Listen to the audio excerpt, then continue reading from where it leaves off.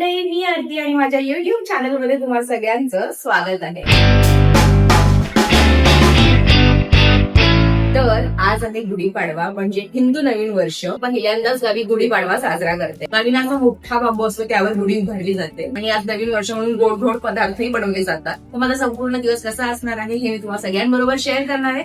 तर व्हिडिओमध्ये सोबत राहा आणि पूर्ण व्हिडिओ नक्की पहा. तर आता मी जस्ट अंघोळ करून फ्रेश झाले आहे आणि मी विचार केला आहे की मी आज साडी नेसते.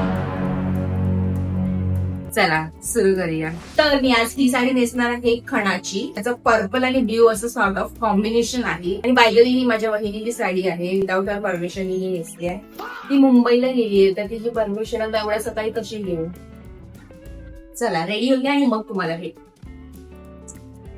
सुंदर अशी साडी नेसून तयार झालेली आहे. मम्मीने ते पिन केलं आहे. नेहमी मी नंतर त्याला ओपन पल्लू मध्ये कन्वर्ट करेन. चला थोडा मेकअप करूया. आणि मेकअप करता करता मला जेवढी माहिती आहे की गुढीपाडवा का साजरा केला जातो ते तुम्हाला सगळ्यांबरोबर आज शेअर करते. सगळ्यात इम्पॉर्टंट सनस्क्रीन, कारण इथे ना रात्री थंडी असते पण दिवसा खूप जास्त गरम होतं, त्यामुळे सनस्क्रीन. तर गुढीपाडवा महाराष्ट्रात हिंदू नवीन वर्षाची सुरुवात म्हणून साजरा केला जातो. वसंत ऋतूचे स्वागत म्हणजे पावसाळ्याची स्वागत. प्रभू श्रीराम लंकेवर विजय मिळवून अयोध्यात परतले. आता गुढी आपण दारावरती का उभारतो तर गुढी हे चैतन्याचे, समृद्धीचे, विजयाचे प्रतीक मानले जाते म्हणून ती दारात उभी केली जाते. माझ्याकडे हा ब्रश होता 4-in-1 जो पूर्णपणे तुटला आहे. याचा हा पोर्शन तुटते ते मला माहित नाही आणि मी जास्त काही लावणार नाही. हे बेबी क्रीम आहे पॉटचं, तेवढंच मी लावणार. आजच्या दिवशी ना नवीन वस्तू खरेदी करणं किंवा नवीन काही सुरुवात करणं ना खूप शुभ मानलं जातं. आजच्या दिवशी ना कडुलिंबाचं पान आणि सोबत गुळ खाल्ला जातो. चला ऑलमोस्ट माझा मेकअप झाला आहे. आता थोडंसं डोळ्यांना मी काजळ लावते, केस बांधते, ज्वेलरी घालते आणि मग भेटूया. मी माझ्या बहिणीकडून मागून आणलंय. आज ऍक्च्युली ना सगळं नवीन काही घातलं जातं पण ही गावी आहे ना, माझ्याकडे काहीच नाहीये नवीन घालण्यासारखं. चालतं.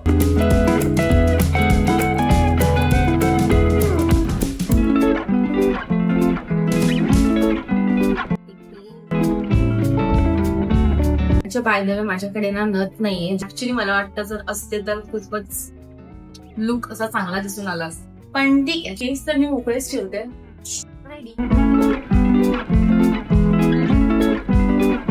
मी रेडी होईपर्यंत ना पप्पांनी ती गुढी उभारली आहे. पुण्यात ना इतकीच मोठी गुढी उभारल्या जाते. हे बघा अशा पद्धतीने गुढी उभारण्यात आलेली आहे. काका इथे आंब्याचं पान लावतात, चिकटपट्टीने फुलं चिटकवतात. गुढी उभारून झाली आहे. आता मी इथे छान रांगोळी काढते.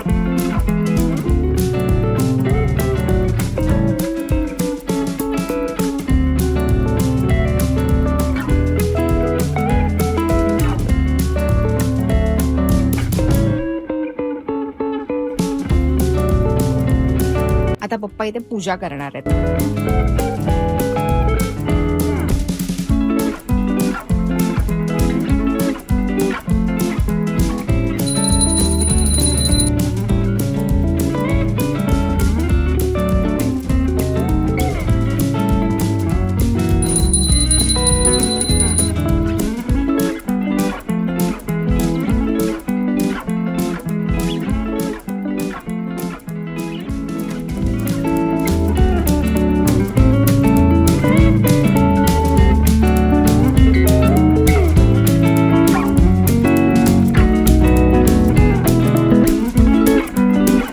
खालून गुढी इतकी व्यवस्थित दिसत नव्हती.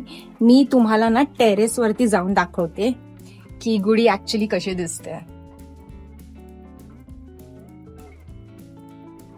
वाव.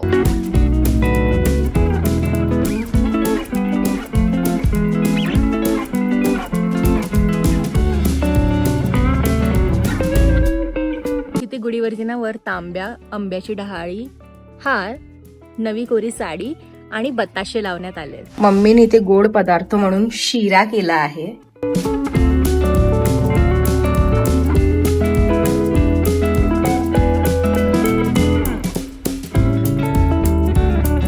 गेल्या वेळेस मी माझ्या घरासमोरच्या कलमचे आंबे दाखवले होते ना, ते ना आता थोडे मोठे झालेत आणि त्याला ना असं साडीनी ना पॅक करून ठेवलंय, कारण ना गुरं येतात आणि खाण्याचा प्रयत्न करतात. मी दाखवते हा, एक मिनिट ट्राय करते. हा हे बघा, आंबे आता ना बऱ्यापैकी ना मोठे झालेत हे बघा. लास्ट टाइम मी दाखवले तेव्हा एकदम छोटे छोटे होते ना, आता थोडे मोठे झालेत. आता काही महिन्यानंतर प्रॉपर असा आंबा खायला मिळेल.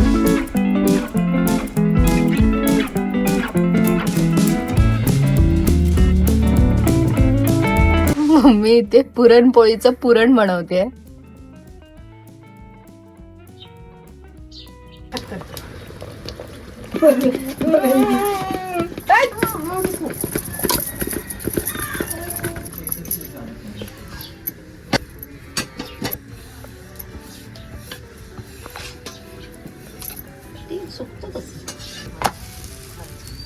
युद्धामुळे गॅस बंद झाल्यामुळे चुलीवर पुरणपोळ्या करतात. आणि आम्ही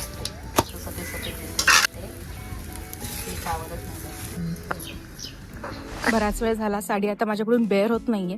चेंज करते आणि तुम्हाला भेटते. चला कपडे चेंज केले आहे, मस्त जेवून घेऊया. मस्त पुरणपोळीचं जेवण आहे. चला. त्याला ना शेंग म्हणतात, ते मला आता कळलंय.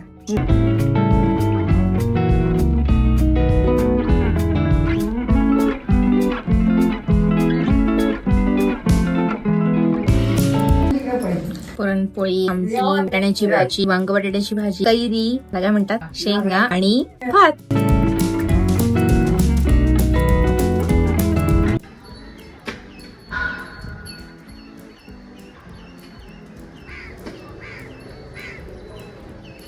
आता पोटभर जेवण झालं आणि भरपूर फोटोज क्लिक केले.